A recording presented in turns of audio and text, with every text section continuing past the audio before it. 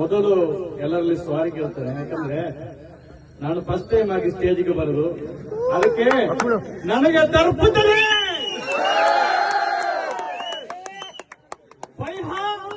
United sports club ಅಂತ ಅಜ್ಜಾವರ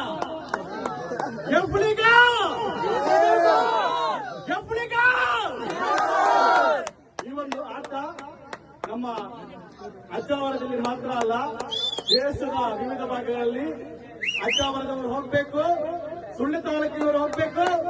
ಈ ನಮ್ಮ ಫುಟ್ಬಾಲ್ ಕ್ಲಬ್ ದೇಶಾದ್ಯಂತ ಹೆಚ್ಚು ನಡೆಸಬೇಕು ಅಂತ ನಾನು ಹೇಳಿಕೊಳ್ತಾ ಇದ್ದೇನೆ. 2035ರಲ್ಲಿ ಫಿಫಾ ಅಂತಾರಾಷ್ಟ್ರೀಯ ಫುಟ್ಬಾಲ್ ಸಂಸ್ಥೆ ಸೌದಿ ಅರೇಬಿಯಾದಲ್ಲಿ ಫುಟ್ಬಾಲ್ ಕ್ಲಬ್ ಅನ್ನು ಆಯೋಜಿಸಿದೆ. ಆದ್ರೆ ನಾನು ಹೇಳ್ತಾ ಇರುವುದು, ಅಜ್ಜಾವರದಿಂದ ಭಾರತ ತಂಡಕ್ಕೆ